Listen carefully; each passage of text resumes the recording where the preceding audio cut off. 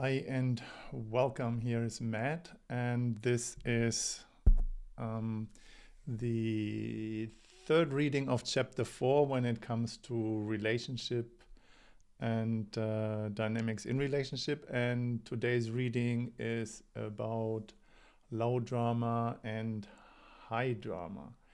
And I guess you might think that high drama is just like the multiplication of low drama, but it's not.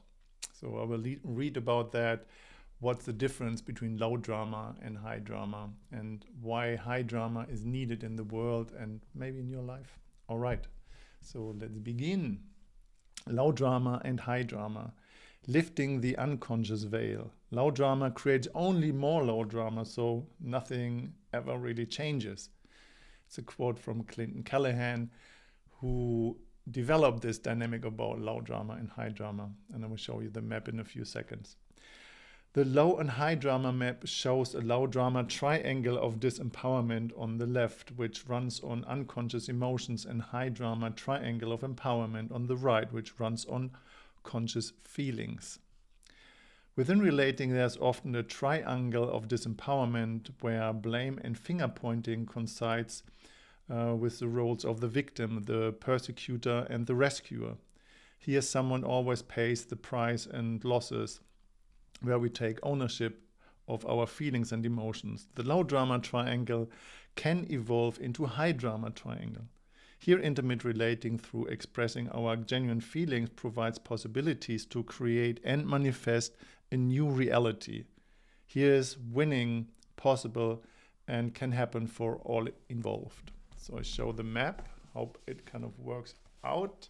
It's normally a little bit overexposed. It is, I don't know, here it is. Anyway, the link here of that will guide you to the YouTube. If you're watching on Facebook, will guide you to the YouTube video, and here on YouTube there will be a link in the description, and I will post later one here on top. All right. The low drama triangle. Low drama comes about when people have difficulty accessing their feelings and emotion or interpreting them well. It happens when our base isn't intact and is related to the shadows of projection, when we make others responsible for how we feel, i.e., you make me feel. It doesn't involve ownership or personal responsibility for our feelings or emotions, usually because we are unconscious of what's really motivating our thoughts or actions. When there is a lack of awareness about the case of the effect, shadow behavior, we convince ourselves that our actions are justified. Until awareness is raised and the veil is lifted, until we can identify which needs, desires, and limits we aren't being truthful about, first to ourselves, then to others, the shadows of low drama triangle, which we employ to get our needs met, will persist in a continuous loop. Not being aware of the cause of our actions leads to taking the responsibilities of a child, or none at all. I will talk more about the childish responsibility in one of the next readings. Do you recognize when you connect with someone that every feeling you have belongs only to yourself?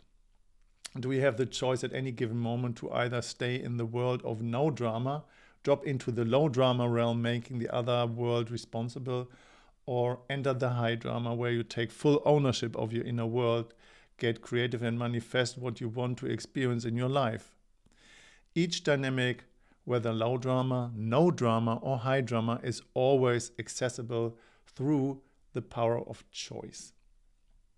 So within the Somatic Consent Engagement System, the foundational agreement in relationship is: I am responsible for my feelings and you are responsible for your feelings. I'm responsible for staying open, knowing how I feel in the moment, and relation in my base. I feel what's going on within myself and take ownership for that. I can't make you responsible for how I feel, and vice versa. We acknowledge that we all have 4 core feelings, and we all feel anger, sadness, fear, and joy. And they aren't negative, wrong, or bad. They all have their own importance belonging to our emotional body and our limbic system.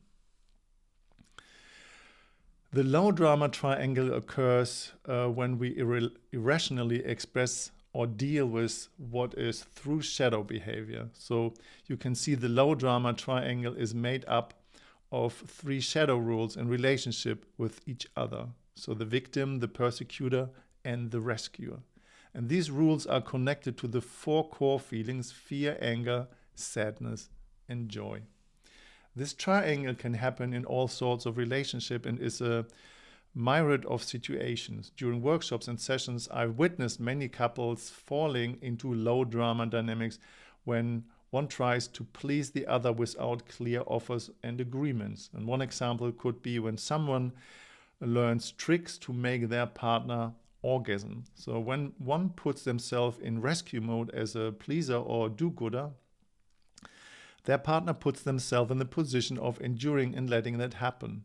Because the action hasn't been asked for or no offer has been made, the conclusion could be that the one in action is doing it for themselves. So when the victim state of going along becomes too much to bear, the one being done to accuses their partner of using them for their own pleasure, so placing them in the position of the perpetrator. The one in action then becomes the victim, defending themselves for not being able to fulfill their partner's expectation or doing the right things. The end result is usually a relationship that ends in bad sex. So when the one in action gives up, their partner might try to rescue them by reverting back into the role of the victim, enduring and allowing their partner to do whatever they want to. So when you are in a low drama triangle, you identify with one of these feelings and make them wrong, possibly because you feel judged, fear being rejected, or find them inappropriate. I should get myself together. Not many of us welcome this kind of discomfort and therefore tend to suppress it by not allowing ourselves to feel whatever we feel. We are all hardwired to avoid pain through everyone needs to feel. Oh, sorry, that was bad reading. We all are hardwired to avoid pain, though everyone needs to feel. That was a different context.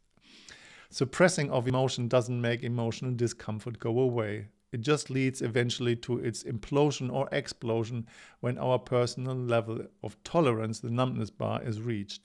And we need to both feel and understand our emotions in order to evolve. So please have a look to the numbness bar. It was just a few readings back. Do you ever avoid facing your feelings and emotions? Which tactics do you use? So roles in non-ownership and rejecting of feelings. So the persecutor, anger. But the belief is that anger is wrong. When people don't own their anger, the persecutor has the shadow of leaking aggression, such as passive-aggressive comments. The victim, related to sadness, but they believe that sadness is weak. They don't own their sadness instead of blaming others for it. You make me feel that way. That's all your fault. The victim has the shadow of wanting help from the rescuer. And then the rescuer, fear, which creates insecurities. Fear can be utilized as supportive energy to stay focused and present, but the rescuer operates from an inner place of insecurities. The rescuer usually has a history of not being taken care of in a situation of danger in their past. They've been suppressed their fear and so create drama in order to feel something. And this results in the unhealthy projection of feelings and emotions. The rescuer has the shadow of always making sure others feel good, as well as making the persecutor responsible for how the victim feels. Haven't we done that all a little bit? Low drama triangle also has a joy factor, which is accessed through creating drama. Each of the roles creates the feeling of joy for themselves by believing their behavior is justified. So within low drama triangle, one or more of the people involved is benefiting from the drama by getting something back, and therefore a little blast of joy. An example could be the persecutor abuses the victim and feels joy at feeling in control, having the power. The victim gets joy from the rescuer's support by blaming the persecutor for them feeling this way. And the rescuer feels joy by righting the wrong situation by punishing, pressuring, or excluding the persecutor. Can you recognize yourself in one of these roles? You're enlightened, like I am. I never do low drama. In fact, most people are totally low drama addicted. It's common to automatically default to a different role which the different peoples in our lives. We might, for example, find ourselves being the victim in our closest relationships, a rescuer with friends, and a persecutor towards colleagues or strangers. Are you always aware of when you are in one of those roles? Do you ever automatically put others in one of the roles based on very limited information? Maybe going off a hunch, perceiving others based on your own insecurities, or relating solely on something someone has said? The truth is, we are often unaware of the role we might be participating in and what we project onto others as we go about our lives. In order to make the triangulation dynamics more visible, I like to initiate a playful, insightful exercise within the safe container of a workshop setting. This has the advantage of speeding up the awareness of personal ahas in a limited time frame. The idea is to noticing feelings of fear and the shadow dynamics that emerge while in safe, playful settings. To notice how we project anger into other people. To notice how most people aren't aware of being viewed as a predator in other people's eyes. And to notice how much we make ourselves prey by putting others in a predator position. The outcome is learning to own and express our feelings without projecting them onto others by blaming and rescuing or victimizing oneself.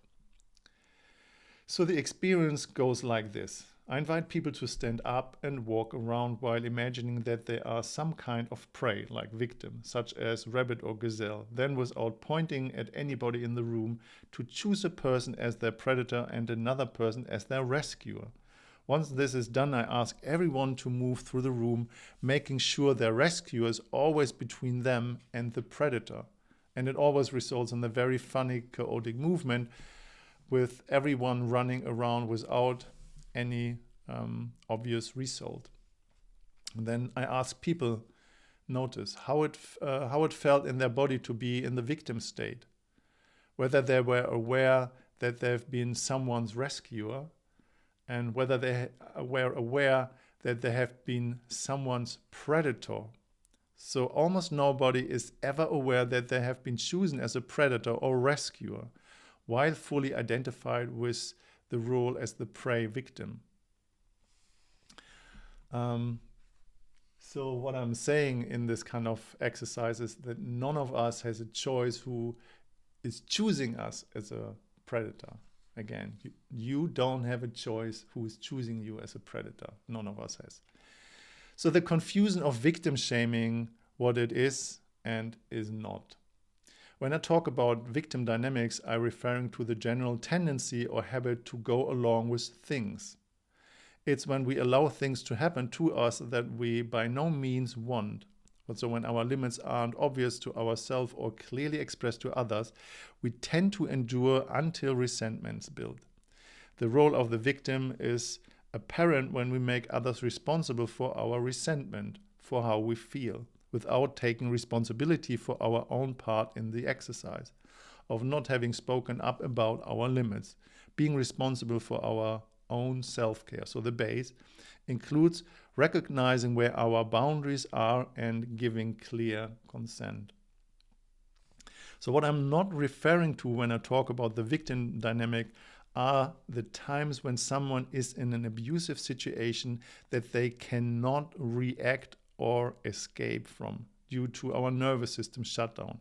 In these instances of trauma, as mentioned earlier in the polyvagal theory, the decision-making part of the brain is switched off. When this happens, rational choices aren't possible and self-care is reduced to basic survival.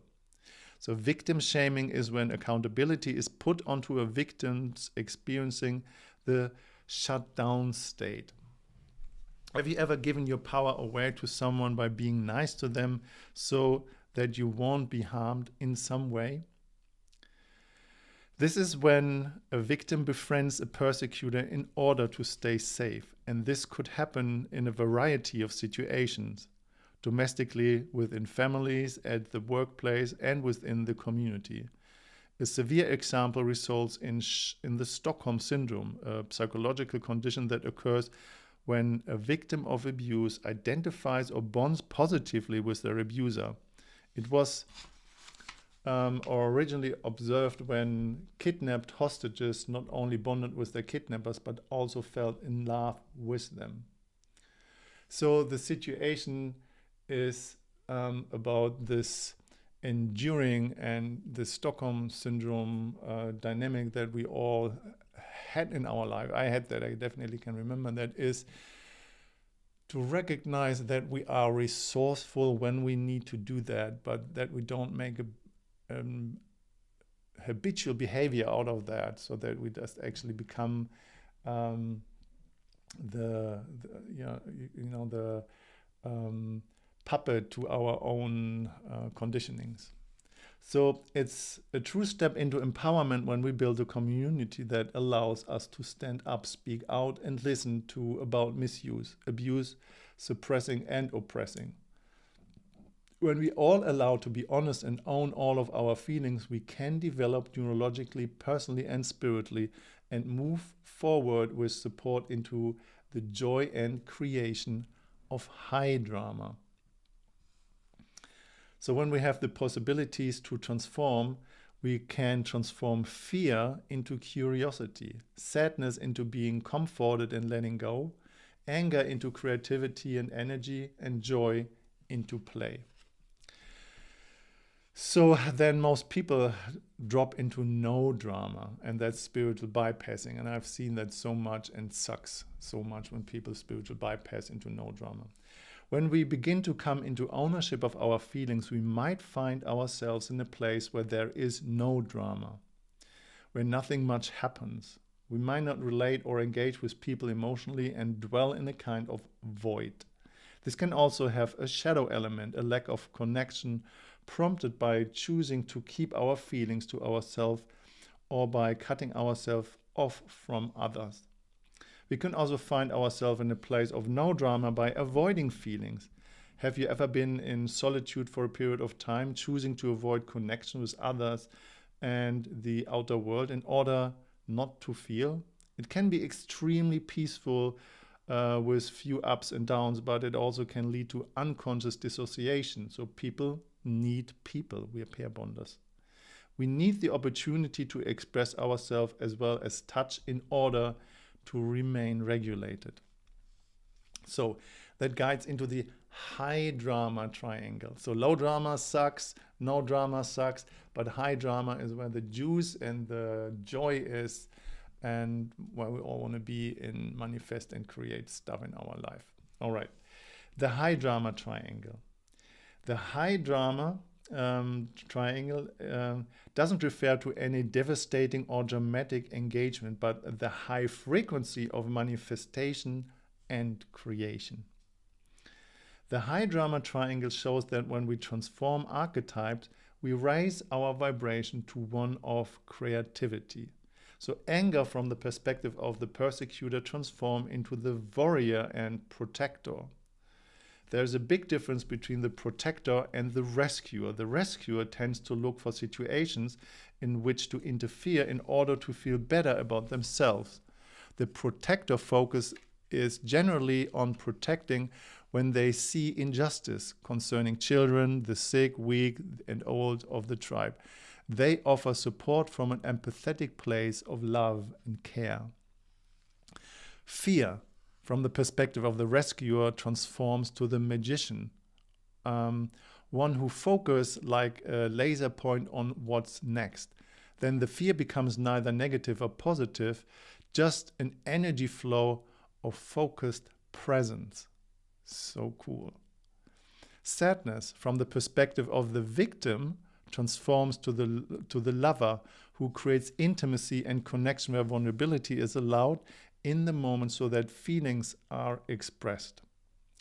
Joy, from the perspective of shadow, of duty, justification, survive and have to, this is the joy of creating drama and separation like a child destroying another kid's sandcastle and having fun seeing them upset. Or the joy of controlling others, of being right when winning an argument, or of seeing others getting into trouble when making mistakes.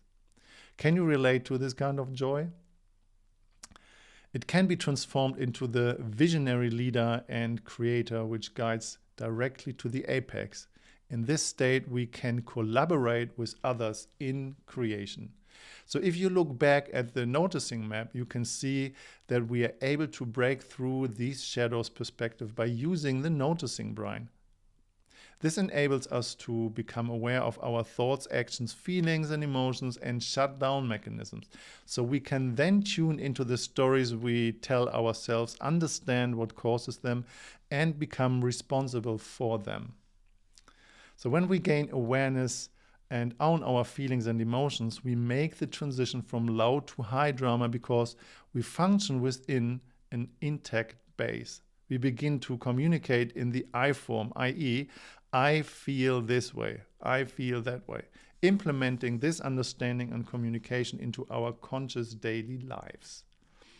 This way, we stop projecting our feelings onto someone else or allowing them to interfere with our own, dropping the game of making others responsible for how we feel.